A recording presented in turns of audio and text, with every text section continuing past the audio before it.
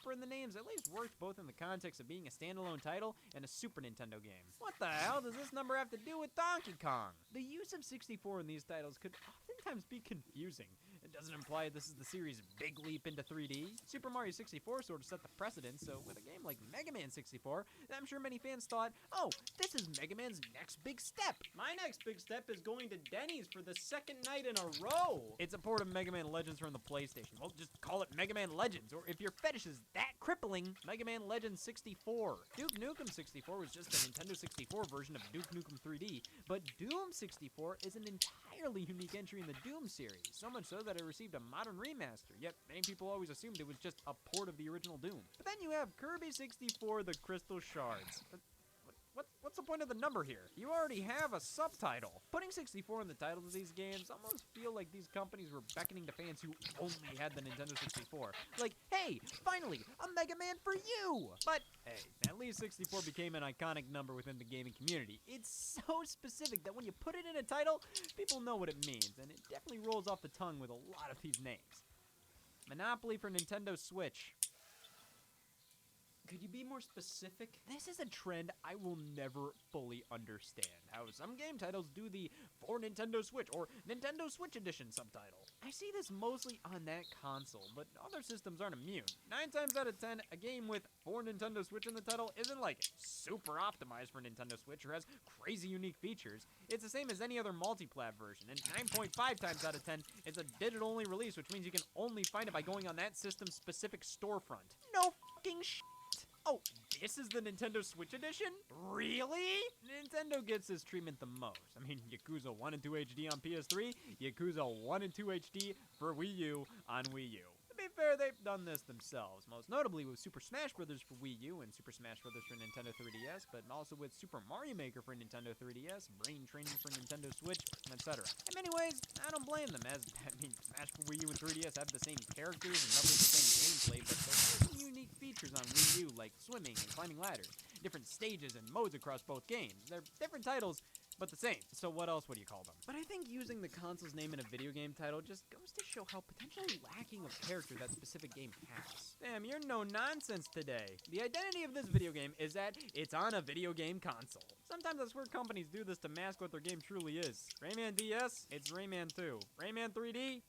It's Rayman 2. Rayman Revolution? God damn, we get it. They're synonyms. Well, you think people are gonna buy these games because they think it'll be a completely new Rayman game? Judging on the back of Rayman DS and 3D make absolutely no mention of these being re-releases and how I keep buying copies of Rayman 3D thinking it's not Rayman 2, it's clear this is another case of titling trickery. I'd honestly say this is borderline false advertising. Like Power Punch 2. There ain't no Power Punch 1. Which shows just how good the sequel is if they jump straight to 2. So this game was originally developed as a sequel to Punch Out, but publisher Nintendo dropped out during production, so the developer just released it as their own original game, but since they didn't have the rights to the Punch-Out name, they renamed it to Power Punch and added a 2 to the mix, as I guess they still viewed it as a sequel. I mean, it just goes to show how powerful a number in a title can be with a sequel. You have a billion-ass Kingdom Hearts games released between Kingdom Hearts 2 and 3. Like, literally, there was a mainline Kingdom Hearts game released on the Nintendo 3DS in 2012, and 1 year later, people still lost their minds over Kingdom Hearts 3 being announced at E3 2013, as if it's been so long since the last Kingdom Hearts. But you know what just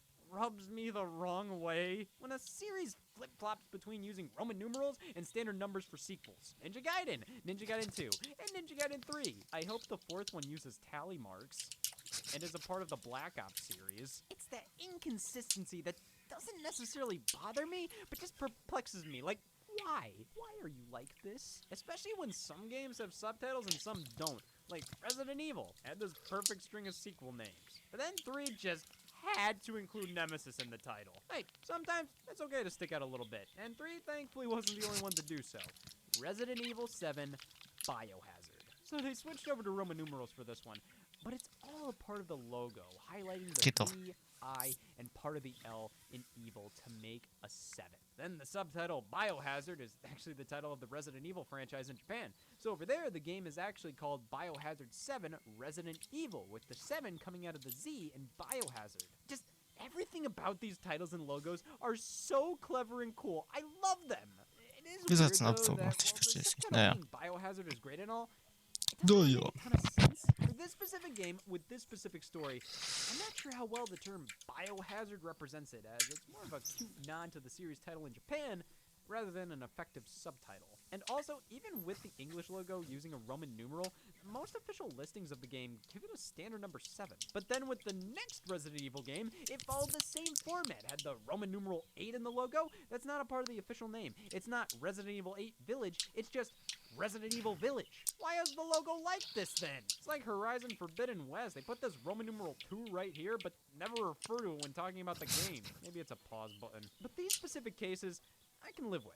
Well, not this extended period of time. They don't irritate me, they just perplex me. Now, sequel titles that do irritate me, less so irritate, more so enable. Removing words from the franchise's name and following entries, I just don't like this. It feels cheap and tacky and lame, like the game producers are trying to get hip with the lingo. Oh, people just call our series Gears. Well, we do too. You know, Gears of War 5 takes the same amount of effort to say as Gears of War 2 does, and we were doing just fine back then. This makes Gears 5 feel more like a spin-off than the 5th main entry in the series. It oversimplifies the franchise down to one word, like this is the word for us. Gear? I would have stuck out more simplifying it down to of. At least with Zelda 2, The Adventure of Link, I mean, that's more acceptable due to Zelda being a far more iconic word, a word unanimously used to refer to the Legend of Zelda franchise as a whole. But man, it still just doesn't feel right. This works better as an abbreviation for fans to use. Quick slang for your game title, not its legal name. At least it's still easy to follow, you know? Gears 5 is the 5th main entry, Zelda 2 is the 2nd main entry, the 3rd, well, me then. Titlers love breaking from tradition to nab some attention. Now, sometimes a series changes for the better. Just Dance went from numbering the entries to just flat out labeling them by the year, which when your yearly music game series is basically just changing the song list with each entry, that's a good change to make. Dance Dance Revolution always felt the need to give each title something unique, but it just overcomplicates everything. Like most of these subtitles are synonyms. For some series, just putting the year at the end, it makes sense. Like with Madden. Nothing but consistency. There they went from naming it John Madden Football to Madden NFL, going from abbreviations of years to full years, back to abbreviations again, and skipping John Madden Football 91. Okay, it's nothing but not consistency. However, ever since Madden NFL 06, things have been smooth sailing. Can't wait to look at the title for Madden 14! I have to change my legal documents. The 25th anniversary of Madden. Sure. Now, technically, this is the 25th entry in the series, but come on! I consider this to be a real dumb titling quirk done to just stand out while making your entire franchise more confusing to keep up with. Oh yeah, Madden 25! That actually didn't release in 2024. Battlefield 1! No, the first Battlefield was Battlefield 1942, which was followed by Battlefield Vietnam, and then Battlefield 2, then Battlefield 2142, then Battlefield 3, 4, then 1, then 5, now with a Roman numeral. Then Battlefield 2042. Battlefield 1943 may seem like a sequel to Battlefield 1942, but it's just a spin-off. So what, does that make Battlefield 1 a spin-off as well, since Battlefield 5 isn't called Battlefield 6? No, it's mainline, unlike Battlefield Online opposed to the other Battlefield games that play online.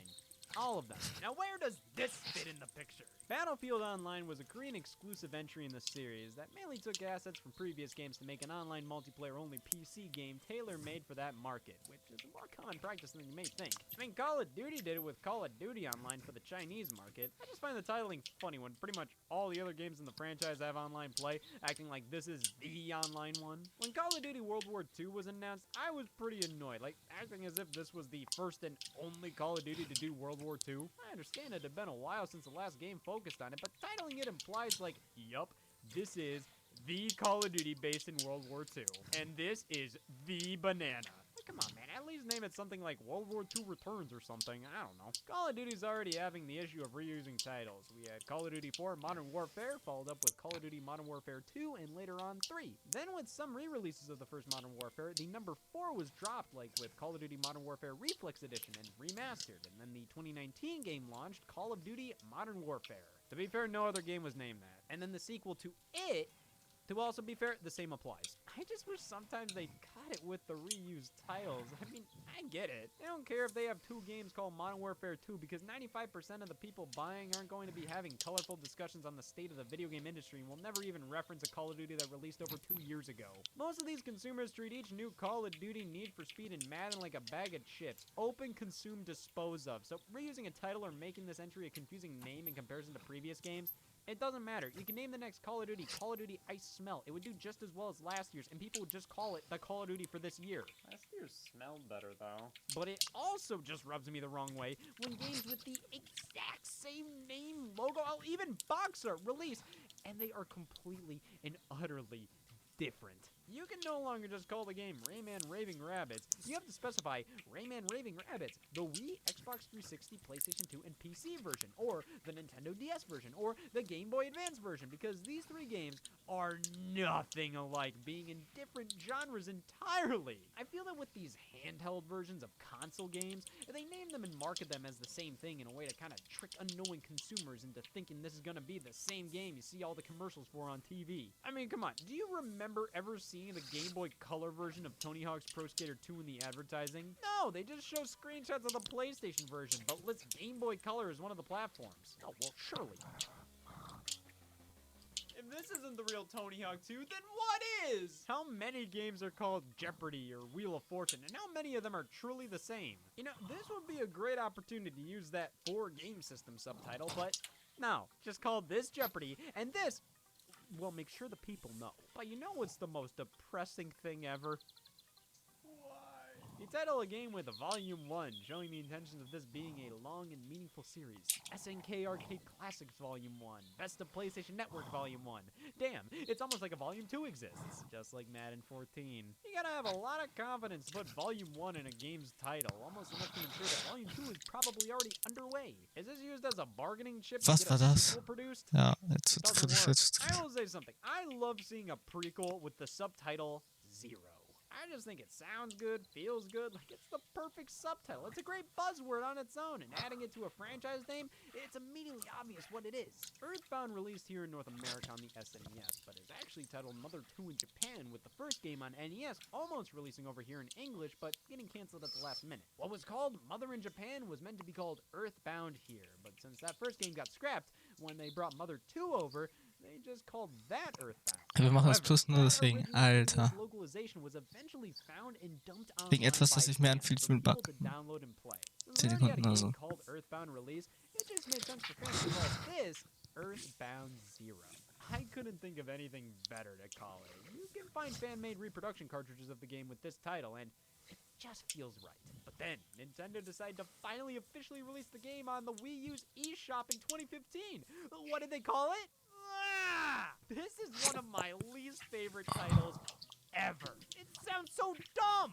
I'm sure they would have loved to actually call it Earthbound 0, but had to settle for beginnings because we don't want people to know fans exist. Sure, don't use the word 0, but why beginnings? Why not origins, inception? Hell, Genesis is a synonym for beginning, and that would have been a wicked subtitle. Yeah, it may have already been used for the Sega console, but there are other books of the Old Testament, Deuteronomy. But no, you pick 3 of the worst syllables I've ever heard. So I've heard worse. And some names just look and sound weird the first time you see them. I remember calling The Legend of Zelda Breath of the Wild Zelda Wii U for years before it finally got its official name, and I thought using the word breath felt off. You look up any reaction to a new game getting announced online, and every single person posting a video has to say the title out loud when it appears on screen.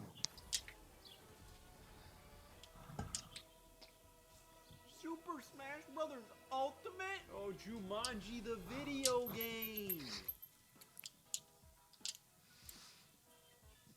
Oh, which hey, this game, Tokyo Mirage Sessions Sharp FE. Bless you. Originally announced as a crossover between Shin Megami Tensei and Fire Emblem, titled none other than Shin Megami Tensei Cross Fire Emblem, which we'll get to you later. Eventually was renamed to then unlocalized Japanese title for a bit, and then Tokyo Mirage Session Sharp FE. Yes, Sharp, not hashtag or number or pound. Not sure why we needed this portion. I understand FE is an abbreviation for Fire Emblem, and many have pointed out how TMS backwards is SMT, Shin Megami Tensei. I have to give them credit. They found a way to incorporate both series titles into one while keeping this as its own separate thing, which is what it is. While originally planned as a traditional crossover between SMT and Fire Emblem, it became more of an original game that just plays like Shin Megami Tensei, with Fire Emblem characters making appearances assisting the main cast who are completely new and original. So I guess the title was as good as we could get. I still think the Sharp FE is unnecessary though. Like, if you wanted to push out Fire Emblems in the game, the title already barely makes any sense, just throw it in there.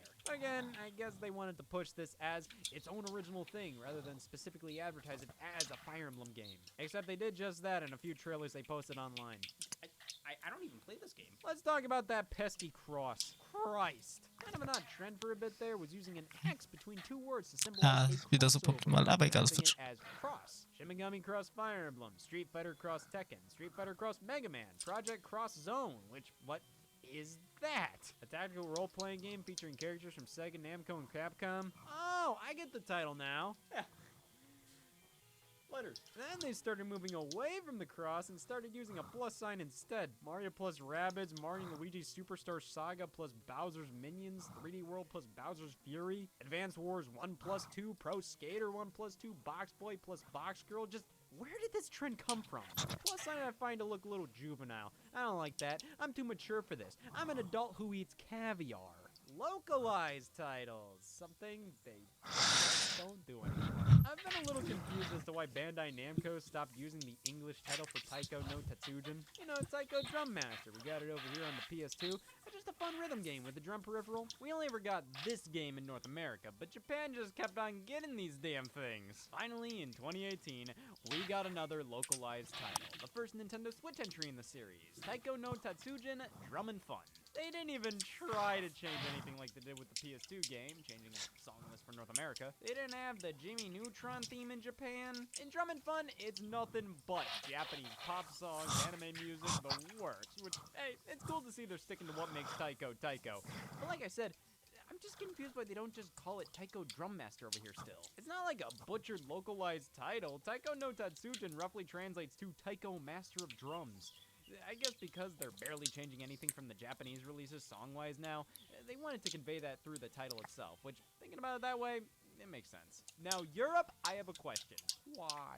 Mario and Luigi Dream Team. Good title, game's about dreams and Mario and Luigi teaming up. Brilliant. Now, why do they have to call it Mario and Luigi Dream Team Brothers in Europe? To show they did the math? This is one of the most peculiar name changes from North America to Europe, second only to Mario and Luigi. Mario and Luigi Paper Jam. Great title. Game's about a crossover between the Mario and Luigi RPG series and the Paper Mario RPG Es erinnert mich series. immer Jamming them noch. both together, it's absolutely perfect. But did their parents f***? Well, that makes even less sense. At least with Dream Team, it's like, okay, Dream Team and Brothers are related enough terms. Paper Jam Brothers just sounds like I'm ending one sentence and starting another. Europe often gets these over-explanatory titles, like Mario Strikers being titled Mario Strikers Football, Kirby's Return to Dreamland being Kirby's Adventure Wii, Star Fox being... I don't know, but hands down, one of the biggest localization titling fiascos was the Final Fantasy series. Final Fantasy 1, 2, and 3 all happily came over from Japan to North America. Not Europe, though. They were happy just getting the spin-off title Final Fantasy Mystic Quest, which was titled Mystic Quest Legend over there. And then all of a sudden, in 1997, math. After Final Fantasy 3 came Final Fantasy 7. For Europe, after one Final Fantasy that wasn't even titled Final Fantasy, came Final Fantasy 7. This was, of course, due to not every Final Fantasy releasing outside of Japan at the time, so we never received the original Final Fantasy 2 and 3. Though we did receive 4, they just renamed it to Final Fantasy 2 over here. Same with 6, we got it as 3. By the time Final Fantasy 7 launched, I think they realized how counterintuitive this was. Sure, you may not have released all the games over here, but you're not even naming them something different with a subtitle or something, so in the end, We have 2 Final Fantasy 2s and 2 3s. Eventually, they filled in the blanks over time. All the Final Fantasies became playable in some form throughout the world, so they did this for the best. If they kept up this naming convention, Final Fantasy X would actually be Final Fantasy VII, which would be the stupidest thing I've seen all day. It just turned midnight. Skipping entries is an oddly common trend with video games. Hell, Dragon Quest still does it to this day. It actually went through a whole localization name change back in the day, titled Dragon Warrior here for the first few entries until converting to the original Japanese name Dragon Quest. This was due to another product already being titled Dragon Quest in North America, similar to why Star Fox's name had to be changed in Europe for a bit until the rights issues were figured out for later entries. Hey, it may be confusing, but thank God they don't lie. If there's one thing I don't respect, it's a title that lies. Going back to Final Fantasy VII Remake. Is it a spoiler to say they're on thin ice? Not only does the game only cover the first, I don't know, third of the original Final Fantasy VII, now being split up into 3 different remake entries, but they changed so much and turned it into a completely different game with a completely different story. To be fair, they are remaking it. Just because you remake something doesn't mean it's beat for beat. The title doesn't lie like crazy, but they obviously know what they're doing. The box art and logo, the opening, it's all supposed to give the vibe that this is the original Final Fantasy VII remade for modern audiences. But in reality, it's an alternate take on FF7, so calling it this is kind of misleading. There's no getting around it. Though I can understand and agree with arguments in its favor, Dreamcast Collection gets no sympathy. That's a damn Sega Saturn game! Grand Theft Auto, The Trilogy, The Definitive Edition. Alright, well, you use the word "the" in the title twice. No, 3 times. I just find this to be a sloppy one. The Trilogy, The Definitive Edition. But on top of that, Definitive Edition. Yeah, okay. Definitive Edition should only be used when, like, yeah, no shit. Xenoblade Chronicles Definitive Edition is definitely the definitive way to play, but even then, when it doesn't include some content introduced in Xenoblade Chronicles 3D, like, you could have just called it Xenoblade Remastered, you know? And don't even get me started on movie games. Like, isn't it kind of weird when a game based on a movie still has the word movie in it? Like, I get it, it's based on the movie. You can't just call the game based on the SpongeBob movie anything but. That's why it's good to be more specific sometimes. This isn't B-movie, this is B-movie game. Just call it B-game.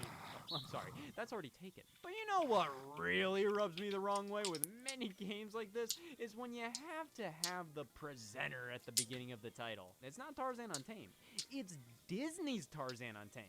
In that game like Epic Mickey, it's not even Disney's Epic Mickey, it's just Disney Epic Mickey. Where does it go on an alphabetical list? Is this Guilty Party or Disney Guilty Party? Is this Cars the video game or Disney Pixar Cars the video game? It's like everybody just calls this series Civilization, not Sid Meier's Civilization, but that's what's on the game's spine. So when I alphabetize my games, do I do the right thing the wrong way or the wrong thing the right way? Alphabetizing your games definitely makes you see these things in a bit of a different light.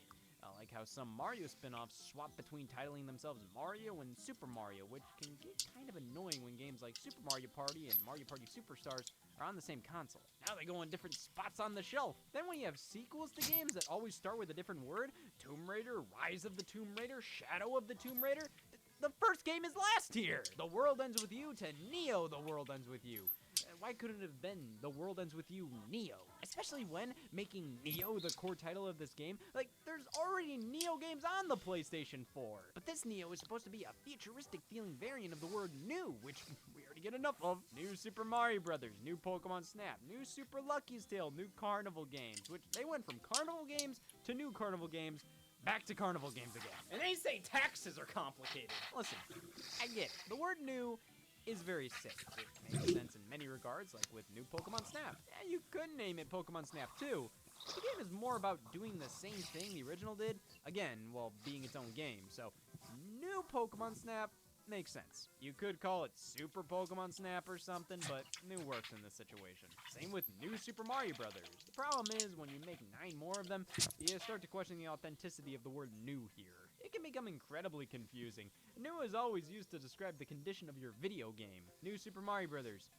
Used. The word kind of implies this is just an improved and updated version of an old thing, when in most cases, it's actually a direct follow-up or successor. But if parents will just look up new Super Mario game for their kids, and this is always what pops up, so that must be why it sells so well. But if they were willing to use such a marketing-friendly term for one Pokemon game, dear God, why not this one? Pokken Tournament, a Pokemon fighting game in the style of Tekken, hence why the 2 names are combined. I don't know why they didn't just call it Pokemon Tournament. I get the pun they're making, but you do realize the game would do infinitely better if you stop being cute about it. Just do what Ubisoft did, okay? They made a game called Gods and Monsters. That worked! Just do that! Isn't it the worst when the working title for a game is better than the final title? Like, I prefer the working titles for Octopath Traveler and Triangle Strategy because they gave me hope for a future that never happened. God, my uncle for putting me through so much misery. If it wasn't for letters, I wouldn't have to know why this pisses me off. You know, just to spite him, I'm not gonna use letters anymore. But I can use words. And I'm gonna spread them, telling everybody how we're done using letters. And by proxy, titles. Can't be pissed if I can't read. Or I'm dead. So, say goodbye, Mr. Bones, and please welcome... What? Man, I want to play tennis.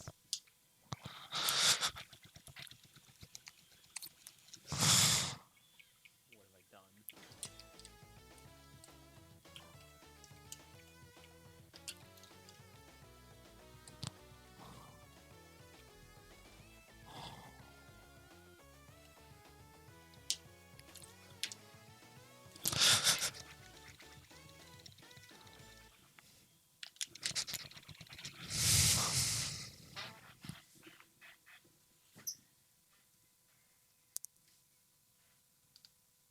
Hey y'all, Scott here. I have molecules. I can admit that. Those molecules form a man with skin who uses it to play bug. Evil isn't born, but that was. My brain was only ever designed to be this, which means if I want to tolerate using a PC for 30 minutes to discuss PC games on consoles, I must go forth with brain surgery, replacing it with an exact copy, though now, with the PC game tolerance toggle, switched to iffy. The results...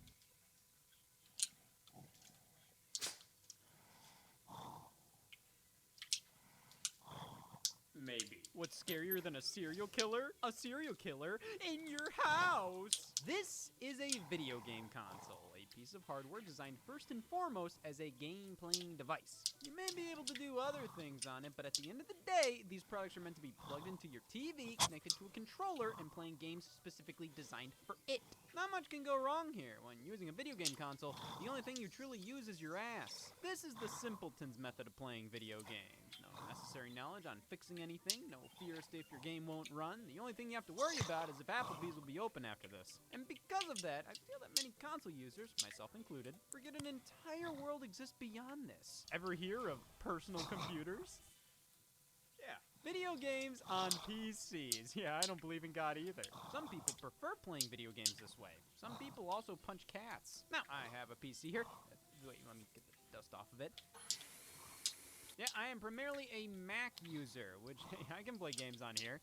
Uno. There's actually more games than you may expect that release for Mac, but that doesn't really take away how I like my computer to be for productivity and my console for pleasure. But hey, there's reason some people prefer gaming on PC. Much like how many say there's some reason people fuck bugs. A game console's controller only has so many inputs, with thumbsticks offering limited range on where you can go with them, and compared to a PC's natural input, the keyboard and mouse. Yo, they got caps lock on this thing?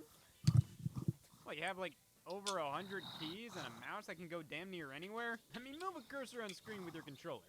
Now with a mouse. Yeah, it's fair to say this control setup has some advantages, at least for certain games. Not sure how much it helps with Wii Fit. So I guess we just have to live with the fact that some games are meant to be on PC with a keyboard and mouse, and if we want to play them, well, we're just gonna have to log off WikiHow. And I'm too busy using my keyboard and mouse, not paying off my loans to play video games with them. I would love to get into PC gaming, believe me. Was that believable? And I've accepted the fact that PCs and I get along about as well as not me and not PCs. It would work out. I would love to play The Sims 2 Pets, but I just don't have time to use a keyboard and mouse. Did I say keyboard and mouse? I meant states of matter. PC games on consoles. Dogs in funny suits. Get them out of there! While PC and console gaming can be quite separated at times, numerous titles share the mediums, even if it takes a while. Many console games eventually get a PC release, which is oftentimes met with roaring applause. Like you finally unshackled the prisoner, it's about damn time! So of course, you'd expect the same reception when a PC game spreads its wings to consoles. The president's been shot. Let's start with a classic, SimCity, created by the company Maxis. First released on PCs as early as 1989. Create your own city, and you too will understand the life of government officials. I need more housing. Or a third zoo. SimCity is a game that'll never get old, no matter how many times you boot it up. You'll always find something new to try, with the game actively encouraging you to screw around and watch everything burn sometimes, featuring a toggle to turn on a monster attack, for example. While the PC was always SimCity's home, the series received numerous console editions, with not only the most notable, but the first one releasing for the Super Nintendo as a launch title in 1991. Published and even developed by Nintendo. Yeah, they nabbed the SimCity license and made the SNES version themselves. They even changed the monster attack to a Bowser one from Super Mario Bros. But this is still classic SimCity, and honestly, it may be better than the original on PC. Nintendo added a ton of charm to the game, with background music everywhere, fun visuals with the character of Dr. Wright coming in to tell you shit. They even added a lot in the form of new buildings. This tells Nintendo had a ton of love and admiration towards the original PC game and just really wanted to make a version themselves. But keep in mind, this is on the Super Nintendo and uses a controller. So instead of just moving the mouse wherever you please, you now have to control a cursor with the D-pad, which isn't nearly as precise. Oftentimes I find myself overshooting or undershooting where I want to go, and adapt to the console enough. It still looks and feels like the PC release, and because of that, it can be tricky to click on specific things or know what some buttons do. And they released a damn mouse for the system a year later. If SimCity didn't use it, thank Christ Vegas Stakes did. It isn't too bad without a mouse, though. I think it works fine enough with the controller, and it doesn't get too frustrating, mainly due to how simple the original SimCity is. However, it does immediately show the problem with bringing some PC games to console. But hey, for an older conversion, this holds up insanely well, and was done with a ton of care, which bodes well for the other PC to console games. After SimCity, the sky's the limit. The ants are winning. Sim Ant, one of the many follow-ups to SimCity. I mean, they covered all bases. Sim Earth, Sim Life, Sim Farm. It was only a matter of time. Death, taxes, ants. In contrast to SimCity on SNES, Ant, plus the other Sim titles, weren't developed or published by Nintendo. This one specifically was actually published by Maxis themselves. I feel that the success behind City on the platform opened the floodgates for all these titles to go all over the place. Und so wurde mal gespielt, It's ne? terrifying. Hey, more people get to play Sim Ant. Oh god. Sim Ant on SNES is alright. Compared to the original PC version, this one feels a lot more zoomed in and confusing to navigate. It works though. Decent version of the game on console. No, you can actually use the Super Nintendo mouse in this one, which is a more than welcome feature. Lacking support for the Super Scope though, not realistic. The problem though, as these games kept getting pumped out on PC, they were getting more and more complex, which worked great on computers, but made console conversions so much more complicated. SimCity continued to get console games throughout the years, but here I have SimCity DS, released in 2007. While this isn't a direct conversion of a specific title, it just doesn't feel like they put the time in to rethink how SimCity could work on the handheld. Instead, it kind of adapted how it's designed on PCs to the interface of the Nintendo DS. What? It works, it just doesn't feel as optimized for the DS as it could have been. Everything's too small and awkward to select with the stylus pen. How everything's shown at an angle, while true to the PC game, it makes it clunkier and less intuitive to place objects with a stylus since your damn hand's in the way. It seems like it would have been a match made in heaven.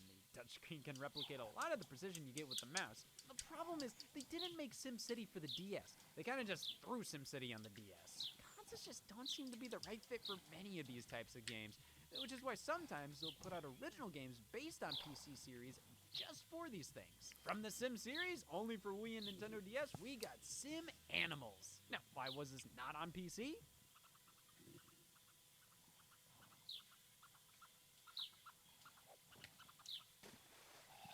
PETA. It works well with the Wii Remote's pointer, but that just makes me ask why this didn't also release on PC. Hey, sometimes you gotta throw the console users a bone. In this case, it's Beaver Allen. You Windows! But hey, the Sim series has been throwing console users a bone each and every entry. As part of the same Sim franchise as the previously discussed games, The Sims is one of the most successful video game series of In Ordnung, aber nicht time, because optimal. people love to use a keyboard and mouse to do weird shit. It's all about creating your sim and living life, customizing your place, getting a job, starting relationships, or none of that. Piss on the floor. Starting with the original Sims, that may have launched on PC, but eventually made its way to consoles 3 years later. The PlayStation 2, GameCube, and Xbox. Yep, here it is, the worst thing. The Sims on console oftentimes isn't bad, but it isn't fun to control, man. Go Going from a keyboard and mouse to two thighs and a torso feels like I'm controlling Sims with a keyboard ball. Every action is crammed into the controller, but it's still not enough, and you have to go through all kinds of menus and different screens for actions that would just require you to move the mouse and click on PC. Whenever I'd see The Sims on consoles, I'd get excited, but after 30 minutes of trying to make do, I would give up and just try to get into nicotine again. It's not unplayable by any means.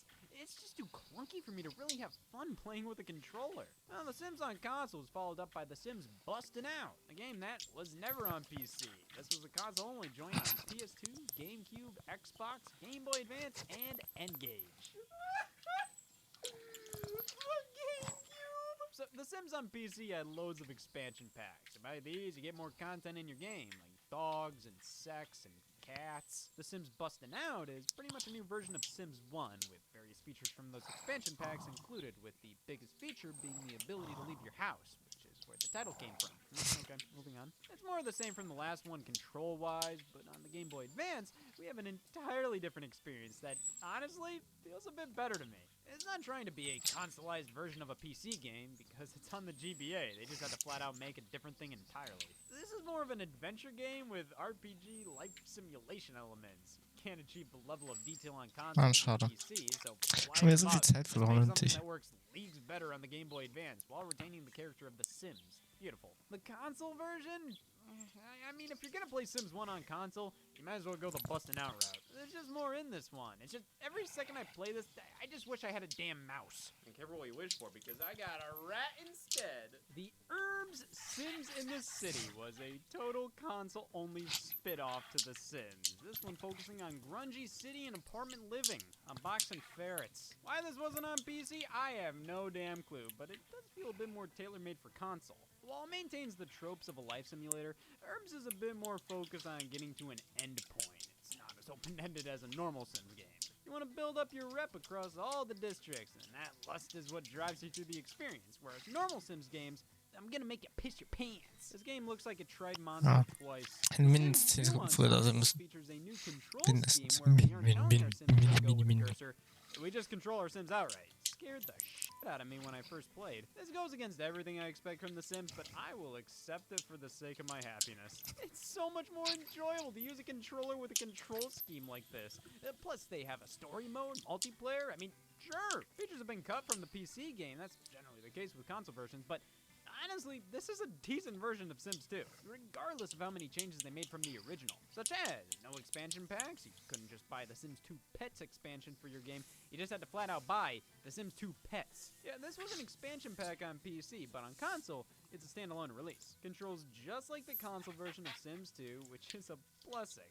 And it's just taking the gameplay of the Sims 2 and making it more focused on owning pets. Gotta be honest, this one I was getting pretty into.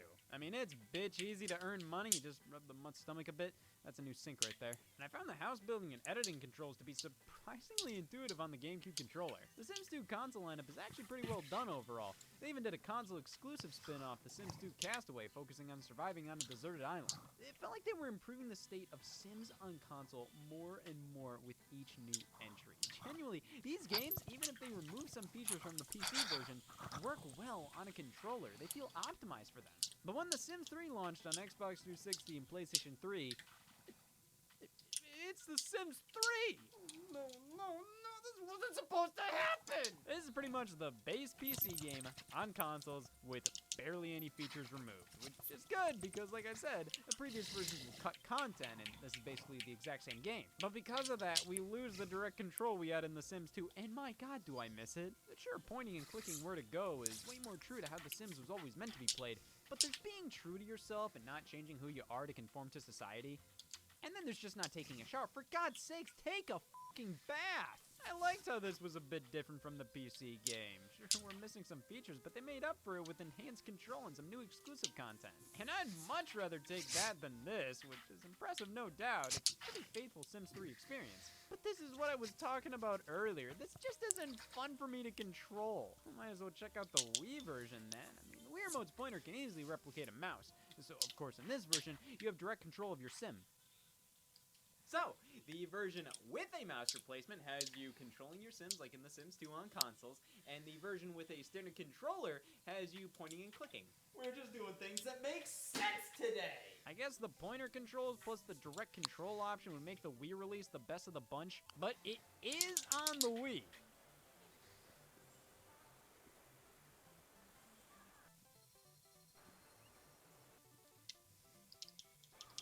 Haben wir es bisher so gemacht, das ist halt traurig, eine halbe Minute zu verlieren. Das einfach nicht nötig Now, war. The Sims 4 was basically a one-to-one conversion. You even get the same expansion packs from the PC on consoles for the first time ever. The Sims 3 still did the standalone pets release thing, but because of the parity between versions, controls are still clunky point-and-click. It's great that console users get the same exact game now, but what if I don't want that? Well, wrapping up the Sims discussion, we have to mention My Sims, a spin-off of the series made specifically for the Nintendo systems at the time, Wii and DS. It's kind of like how the Herbs was an attempt to consoleize The Sims, but this time, we have custody. My Sims did actually get a release on Windows, but it's very apparent how focused this game was on capturing the Wii's audience. The Sims in this game look far more like Mii's than Sims.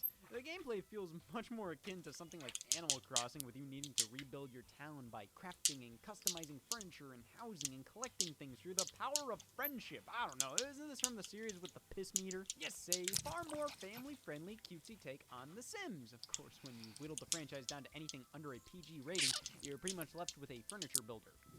That's My Sims! Hey, the game did well enough to get numerous follow-ups. My Sims Kingdom was more of a linear adventure, going from island to island, solving residents' problems. My Sims Party, My Sims Racing, My Sims Agents, My Sims Sky Heroes.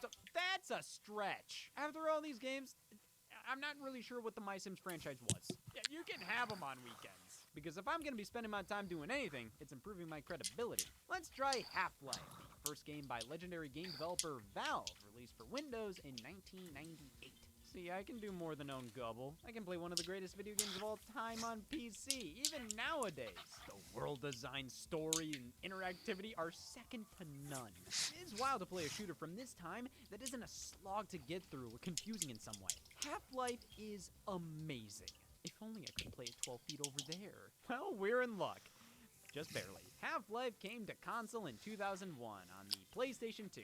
My sentence has finished. This was the only console version of Half-Life 1. Never came to the Xbox, GameCube, 360, PS3, PS4, Xbox One, none of that. It was meant to release on the Sega Dreamcast. Yeah, that's right, just like the Grinch. They eventually canceled this version as by the time it was ready to come out, the Dreamcast wasn't. That's not to say you can't play the game on Dreamcast. A nearly complete build leaked around 2013. You can burn that onto a disc and play on the console. But the PlayStation 2 version, that legally released. Everybody give it up for doing the right thing. Let's play Half-Life on PlayStation 2 and Loiter. Oh man, they're gonna cancel each other out! You know, this game still holds up tremendously well, even on PS2. You obviously get a much nicer and smoother experience on PC, but the console version is no slouch with new multiplayer modes, loads of control options including mouse and keyboard support, plus just an overall fairly stable conversion from the computer. It's shocking to me that this was the only console release Half-Life 1 ever got, when this I consider to be a technical success. Now just imagine adding a 2 on the original Xbox to the title. Half-Life 2 on the original Xbox. Much like how 1 was a console exclusive on PS2, 2 is a console exclusive here, though it eventually made its way over to the next generation platforms. You ever play one of the greatest games of all time, and your first game experience was the Xbox port? Half-Life 2 was a landmark title, and it's still impressive to this day in how interactive everything is, how smooth it all feels, the incredible design. It feels so natural to play. Your first playthrough is your 7th. You feel like a badass in this game. On the PC. On the Xbox, it's still Half-Life 2. Yeah, this feels like the PC version with resolution and frame rate clocked down a few pegs. Sure, that's a good thing, meaning they barely changed or removed anything. Yeah, good on the original Xbox for being able to play this game. That surely was not an easy task in 2005. It's just not the most compelling to look back at least with The Sims busting out on GBA, like, damn, this game has Dusty Hog.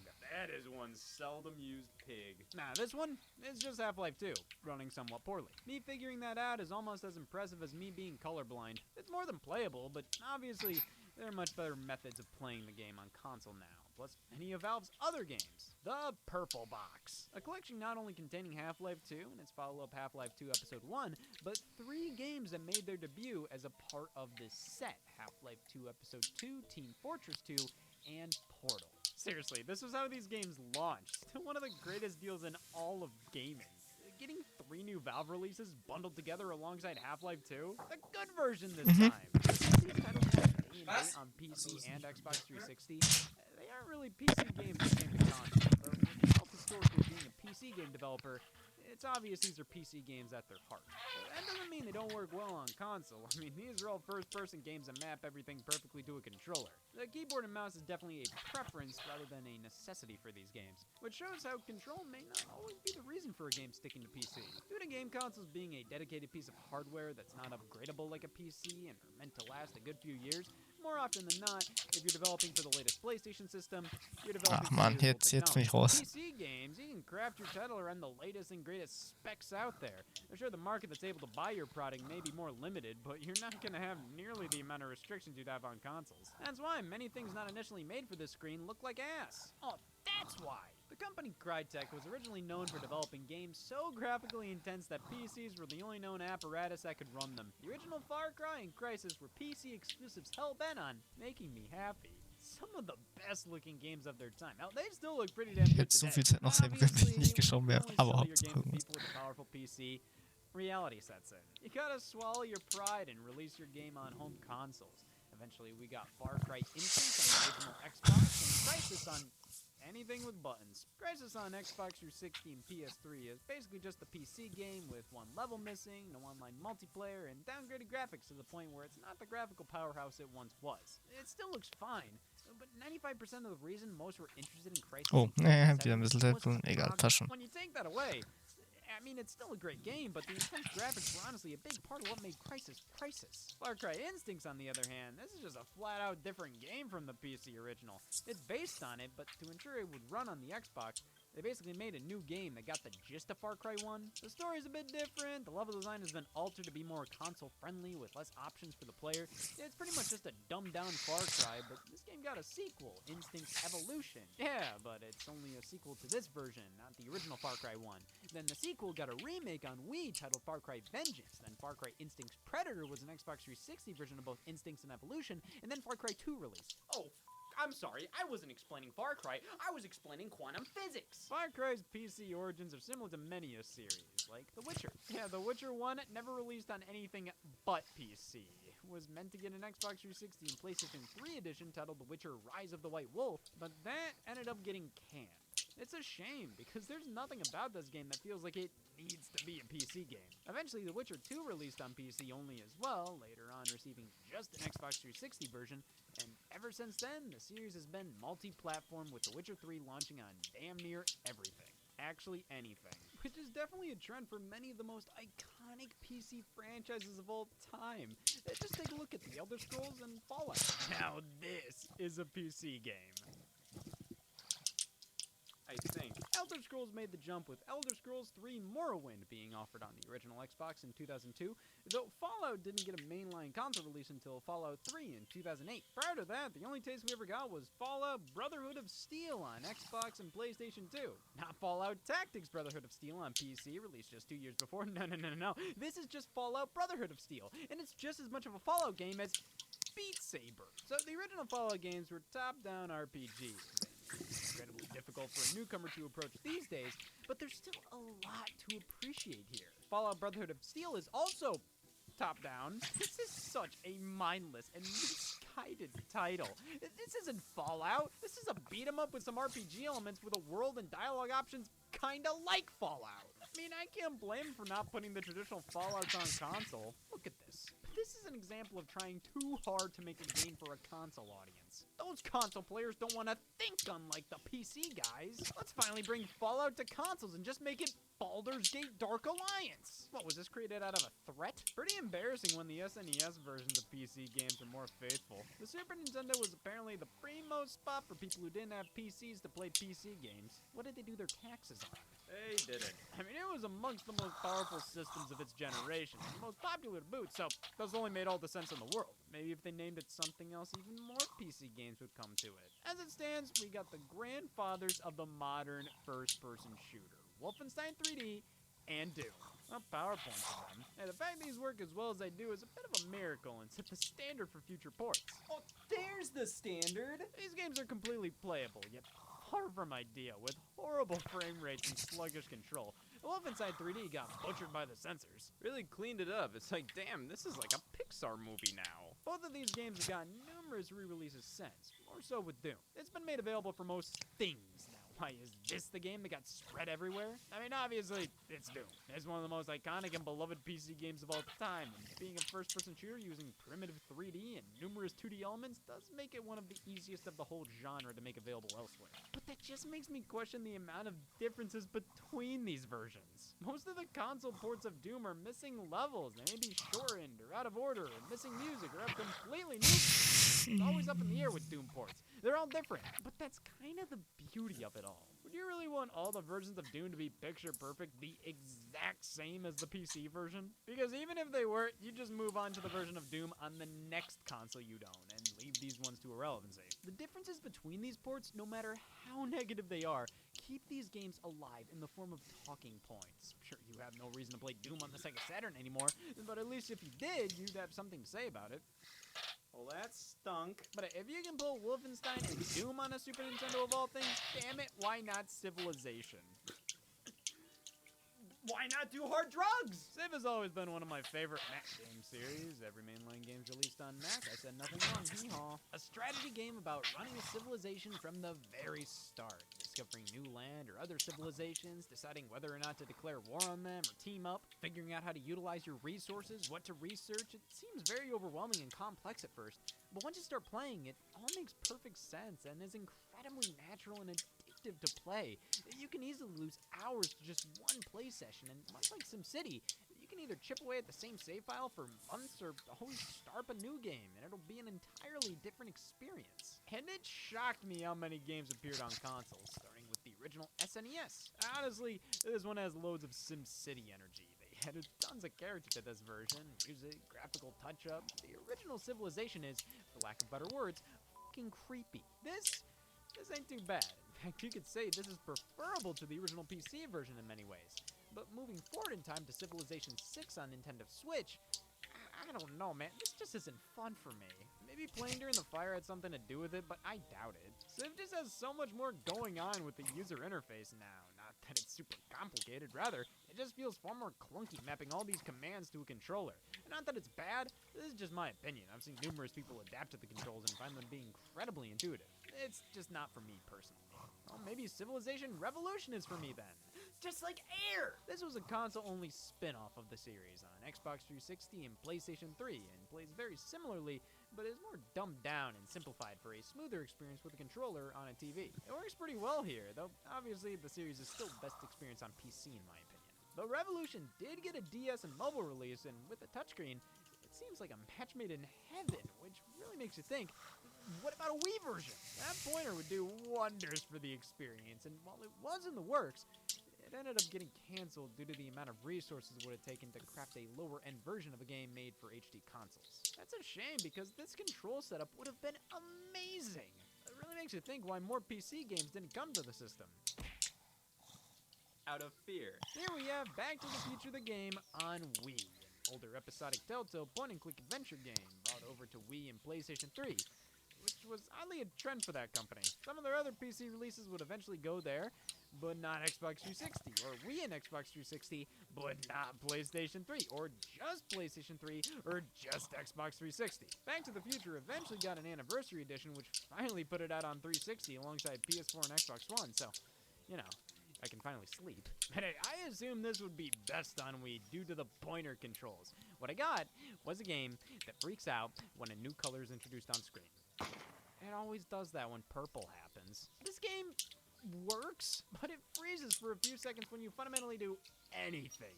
And it's not like it's a fast-paced game where this really matters. Like, no, you're just clicking on things in the environment and selecting dialogue options. But it just makes the whole experience feel sluggish. Like, why can't this be smooth? Like Spy Fox. If the Wii can run this, there's no excuse. I mean, this is a classic Wieso hat er sich da edutainment hingesetzt? point-and-click from the 90s. This alongside the others like Freddy Fish, Mann. Sam Sam, Putt Putt. Ja, They may jetzt not be everybody's wird er wieder favorite Plus for a machen. PC game to bring to console, but their simplicity makes them so easy to put on systems like the Wii or Nintendo Switch that you might as well. These are great for kids. Ah, ich habe echt kein These Timing. are fun memories for players back in the day, much like the Oregon Trail, one of the greatest PC games of all time.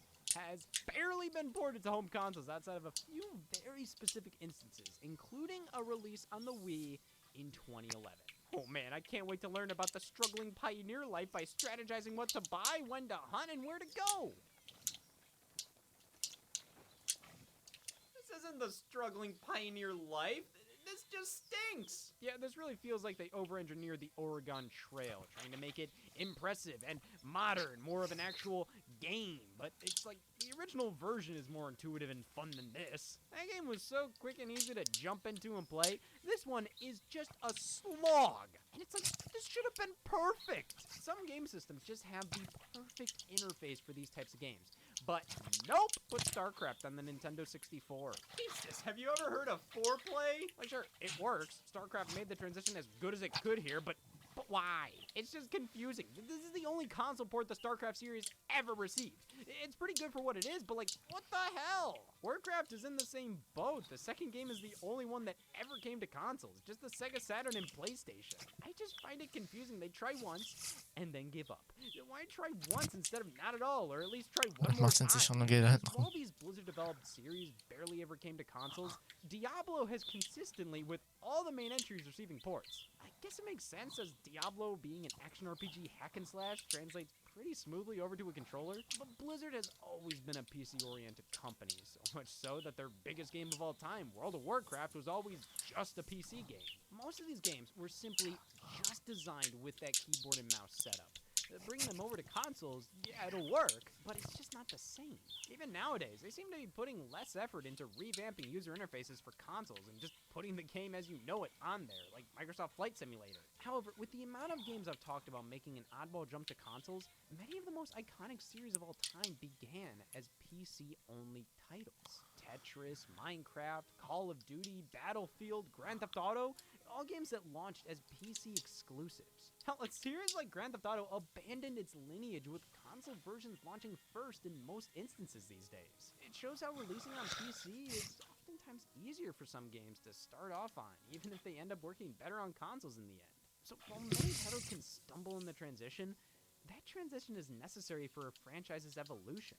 Even if it controls or looks worse, trying new things is how growth occurs. Maybe I should do the same. I've had fun playing these PC games, and their console counterparts, oftentimes, well, worse, are perfectly playable enough. There's so much more to gaming than just the latest Nintendo thing. And I feel like I've severely limited my options and my growth as a human being by just assuming I wouldn't like these games. And there's so many more PC games on console that I haven't taken a look at or even mentioned.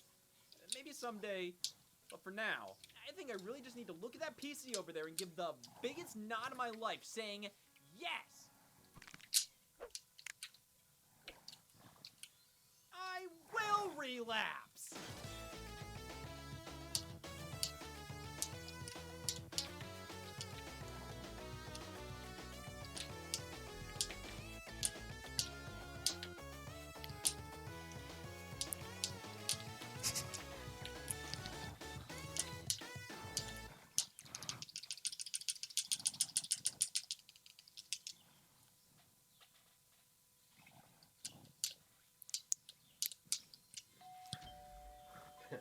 It ain't Easter. Oh, that's what the word October 31st meant?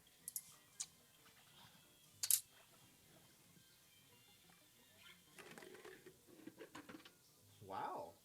Some bitch you turned out to be. Really? Yeah, the house down the street was only giving out lectures. But you're different. Giving out king-size candy bars and all? Oh, you're just trick-or-treating? I thought this was a robbery on Halloween. Nah, if this was a robbery, you'd be pointing a gun at me.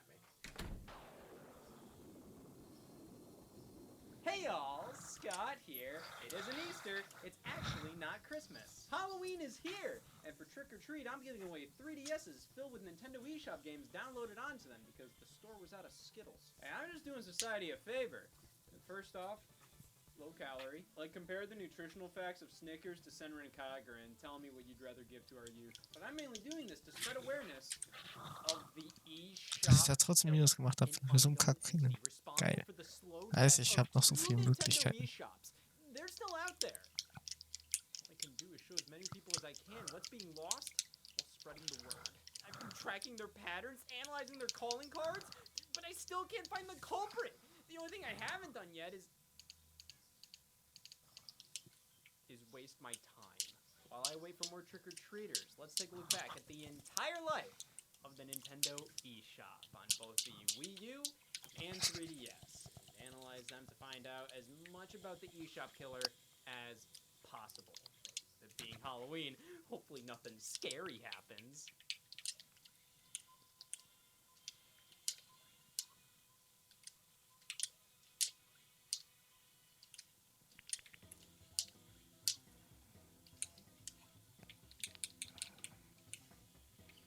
The Nintendo eShop, a digital storefront available on Nintendo systems offering downloadable software, and I'll never trust somebody who looks like this ever again. The service was introduced on the Nintendo 3DS in June of 2011, was made available on the Wii U at the launch of that console in November of 2012, and debuted on the Nintendo Switch at its launch in March of 2017, but these are all separate entities. The 3DS eShop is the 3DS eShop. The Wii U eShop's the Wii U eShop. That means even with the Nintendo Switch eShop succeeding them, there is so much unique digital content exclusive to the Nintendo 3DS and the Wii U of doom. In February of 2022, Nintendo announced the death of the Nintendo eShop on both systems, making it impossible to purchase digital games for them ever again.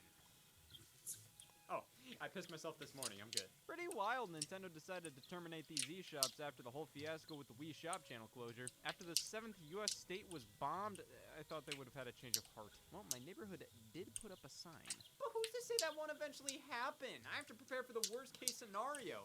I'll use the Nintendo eShop on Halloween just in case I use the Nintendo eShop on Halloween. God damn, put it out of its misery. Either way, I have a Nintendo 3DS and Wii U filled to the brim with downloaded eShop games. So let's take a look at both systems' library of games that don't fucking exist. It all started with the launch of the Nintendo 3DS. And by that, I mean it didn't. While the 3DS launched here in North America in March of 2011, the Nintendo eShop wasn't active yet. We had to wait until June 6th of that year for a system update enabling the feature. Ja, das ist jetzt verloren. The 3DS launched with Rayman 3D. For the next 2 months. And finally, bam!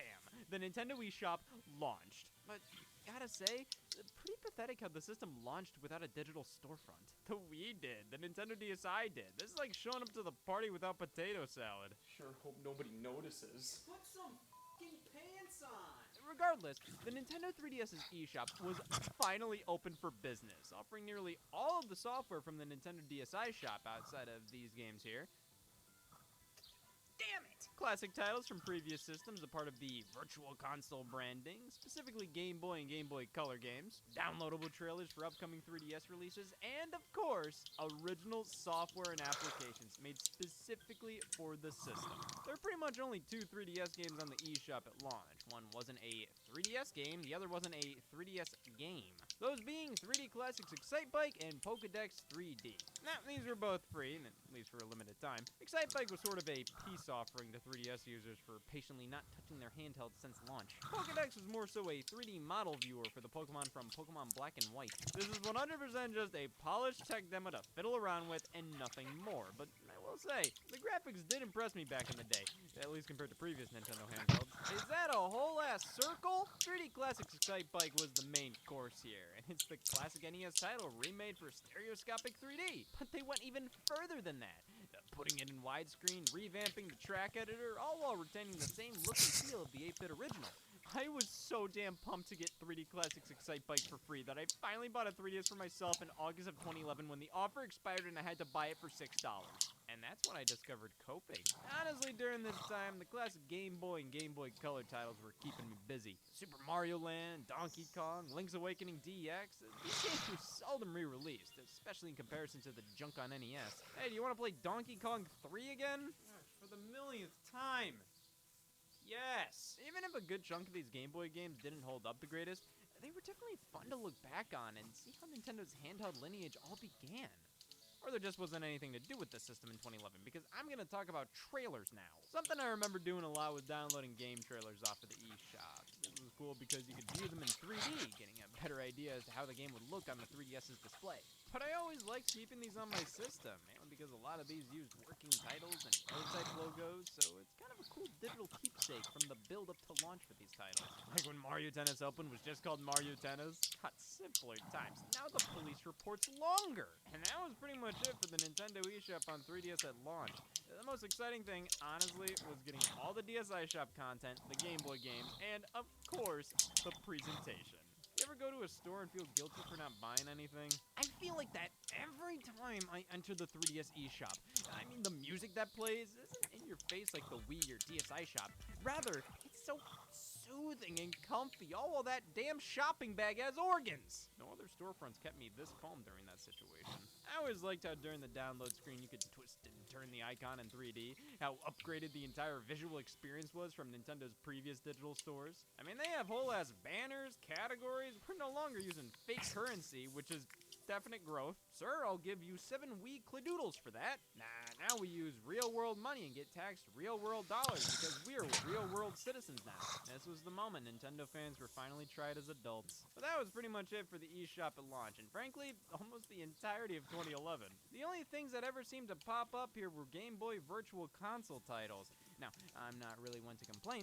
I think I react in the exact way Nintendo wants their fans to with these games. But it was just odd considering the Nintendo DSi Shop had the exact opposite issue. I thought it was weird how they had no legacy Virtual Console software on there, just original DSi releases. The 3DS, it was pretty much nothing but Virtual Console software. And even then, it was basically just Game Boy. In the entirety of 2011, we only got 2 Game Boy Color games. More entries in the 3D Classics line released throughout the year: Xevious, Urban Champion, Twin Bee, and Kirby's Adventure, with Kid Icarus launching in 2011 as the last 3D Classic Nintendo release. I've already talked about these at length, however, they were a core part of the eShop in those early days.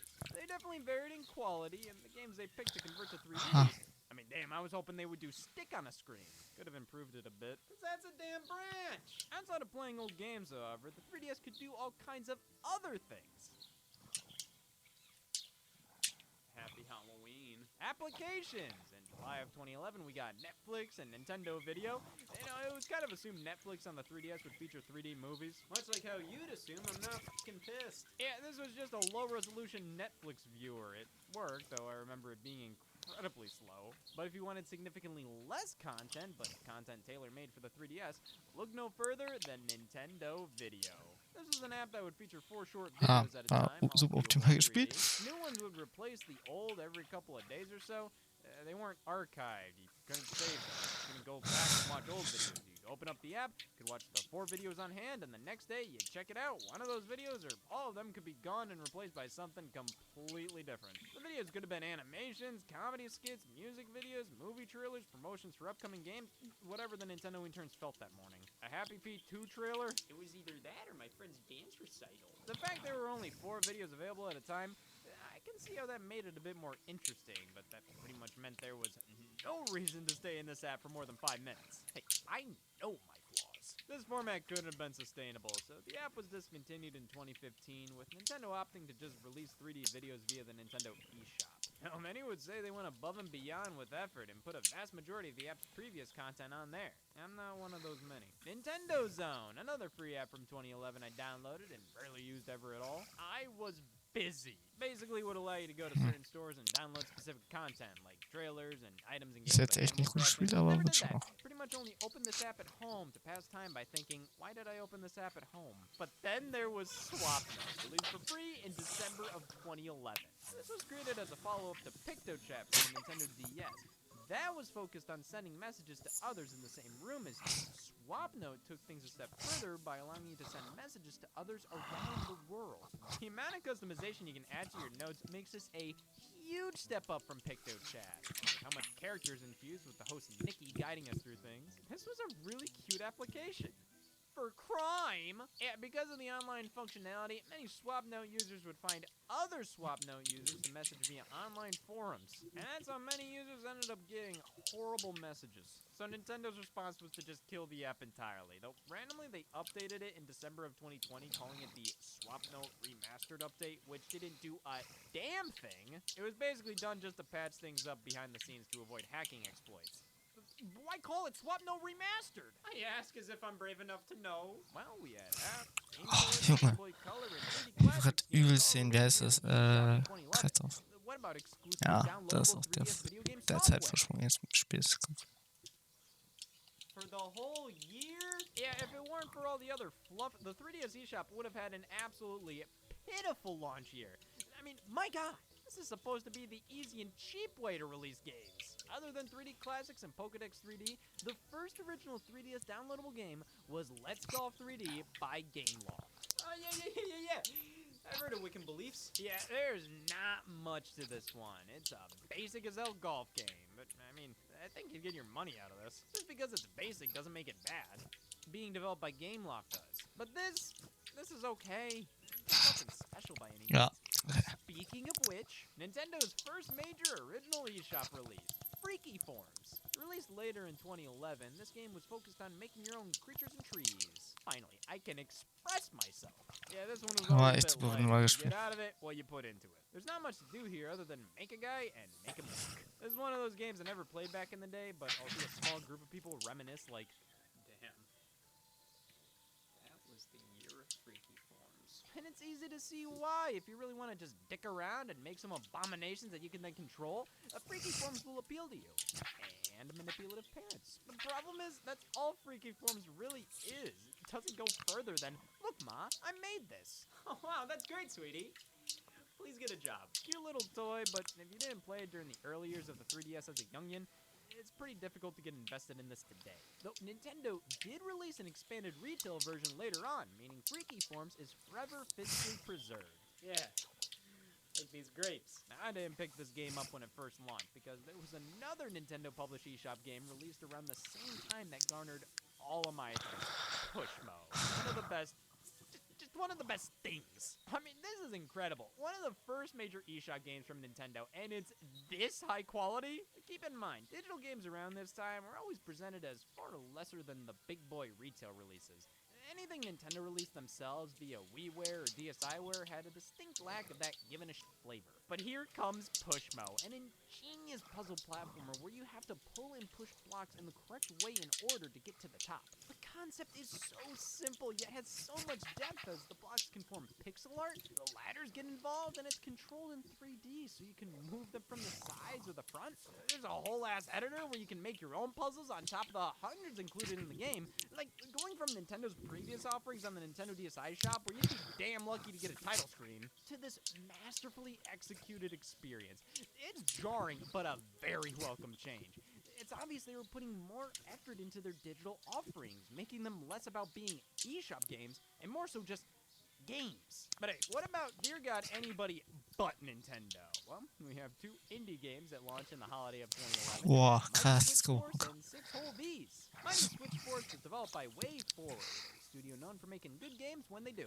And Mighty Switch Force is definitely one of them, though it does feel a bit like most of the interest in this game came from it being one of the few original eShop games at the time. The art and music are phenomenal, and the gameplay of toggling a switch back and forth Krass, stell dir in vor, different ja, dann kann ich halt da Fehlt einbauen, wenn ich davor kein Fehlt mache. But when there's only 16 stages to go through, and originally there was even less before a free update added more, I don't know, it feels a little too light. It's solid, but not substantial enough for you to really go out of your way to play it. This was the perfect, I have money left on my gift card game. Now, VVVVVV, this was pretty great. It's similarly short, but the mechanic of reversing gravity is a bit more interesting, and that Commodore 64 game aesthetic is really unique as far as retro-flavored indie games go. But that was the first year of Nintendo eShop. Pretty slim pickings, but I'm hopeful. Maybe we'll get something exciting soon, like Bye Bye Box Boys. Longest 6 years Let's of go. my life. 2012 was a Alter. far more fleshed out year for the sword. Crazy. Samurai Art of the Sword and Dylan's Rolling Western kicking things off in February. There was always something about Dylan's Rolling Western that just felt lame as hell. Like, oh, you have parents that love you? Well, I have Dylan's Rolling Western. A tower defense game starring an armadillo. It is Halloween. This one is actually pretty clever with its gameplay. I do like how it takes a genre primarily known for a top-down view and turns it into a heavily character-based third-person action game. You're around the area before sunset to gather resources and prepare for enemies to show up. It's solid, albeit it can get monotonous at times. But this was a fine little eShop title. Fun, one and done, and got crazy, crazy, crazy. Und da ist noch mehr drin. Aber wenn ich halt Fehler mache, dann weniger.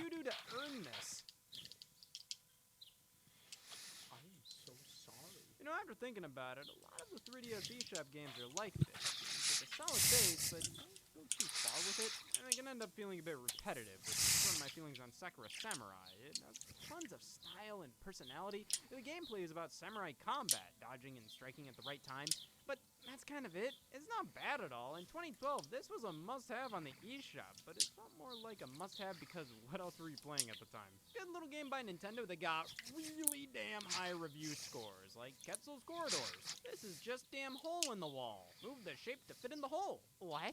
Like, Jesus, guys. I mean, I like the smaller Nintendo games as much as the guy right next to me. Don't look too deep into that. Why were we acting like these games were saying something profound? Now, Quetzal's Corridors is actually the sequel to Through Space on WiiWare, which we got a similar situation with Fluidity Spin Cycle. Fluidity on WiiWare was all about controlling water. Yep, video games are the best. Fluidity Spin Cycle takes that concept and gives it more character. Meet Eddie. He's a water. You tilt your system back and forth to control where the giant puddle goes, and in some stages, you have to move the entire handheld upside down. Yeah, kinda cool idea, but in practice, who the hell wants to do this? I'd say the best Nintendo published eShop game in 2012 was from the same series as last year's. We gotta follow up to Pushmo in the form of Let's Trackmo, go. the Mo series. This looks very similar, but plays a whole lot different. Basically, now blocks fall when there's nothing underneath to support them, and just that one change is enough to make me feel like an idiot. This is way harder now. It's still really damn good, but I wouldn't recommend this to somebody if they haven't already played Pushmo. Now, that wasn't it for Nintendo's eShop releases in 2012. Did we really forget Sparkle Snapshots 3D? Not yet. So this was a photo editing app Nintendo put out where you can make your pictures look like a website from the 90s. A lot of this is just something I can already sort of do in the stock 3DS. Hallo, camera app, beweg so dich doch, danke. now it's $26 on this. Oh, it seems that all the value is spunk-based. I mean, if you really dive in, I'm sure you'd find a photo editor with more in-depth tools, but the furthest I made it was less rock sticker deep. They upgraded the Pokédex 3D application to 3D Pro, containing far more Pokemon, pretty much all of them up to that point. It's a great resource for numbers. Even get a little Pokemon quiz you can take along with AR functionality. This is an awesome free update. Hell, I pay $1 for it. 15 times in a row. Yeah, $15 for this is a lot, especially when you could grab 2 or 3 of the other eShop games I just mentioned for that price. And this isn't even a game. It's a resource on the way to fictional dragons. Like, $14? Mate, this released in the fall, alongside Pokemon Black 2 and White 2 releasing on the Nintendo DS. Pokemon Black and White already released like the same month the 3DS did. It just felt like Pokemon was avoiding the 3DS at all costs. Yeah. To make up for Black 2 and White 2 only being DS games, they launched Pokemon Dream Radar for $3. You could capture Pokemon with your 3DS camera and transfer them to Black and White 2. Oh man, apology accepted. See, the Pokemon Company is just like me. They're trying to find an excuse to justify this thing. Now, a big Nintendo eShop moment in 2012 was the introduction of full-fledged downloadable retail games, starting with New Super Mario Bros. 2 being offered day and date in stores and on the eShop. Standard practice now, sure, but this was completely new territory for Nintendo at the time. Everybody forgive it up for the 45-year-old man with nothing wrong with him getting out of the chair he's been sitting in for his entire life just because he felt like it. A good handful of indie titles filled up the rest of the year, with Mutant Mudds headlining it. Now this was the 3DS eShop game. One of the first I think of right alongside Pushmo. A 2D platformer where you go between the background and foreground, a concept originating from Virtual Boy Wario Land of all things. Perfectly executed with the 3D display here. The gameplay is so damn simple. You just slowly walk, jump, shoot your weapon, hover in the air for a few seconds.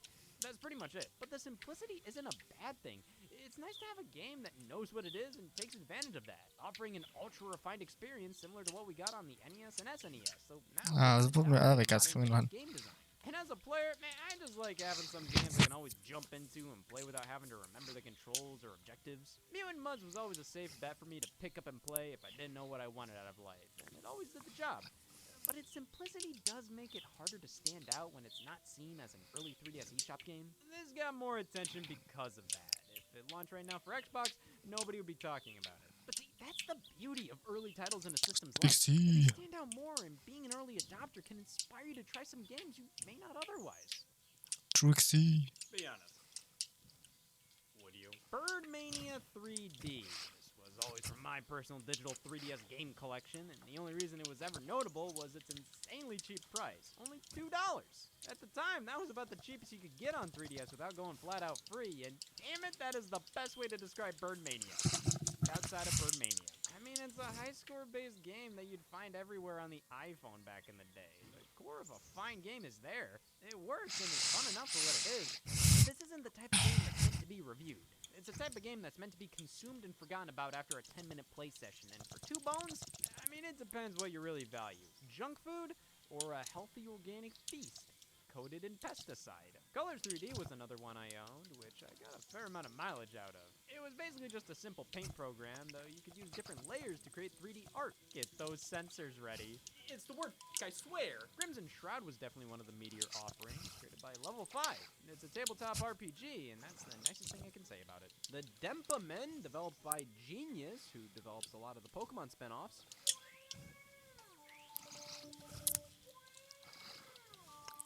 Come on. They made 3 of them. Bomb Monkey, Art of Balance Touch, Zen Pinball 3D, Order Up, Mad Dog McCree. It's a boy here.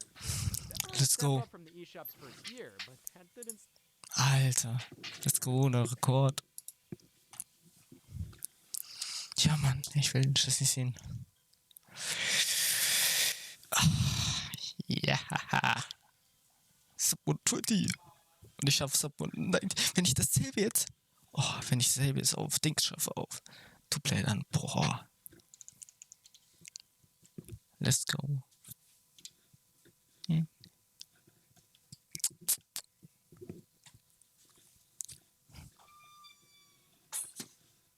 Ja, das wird nicht funktionieren.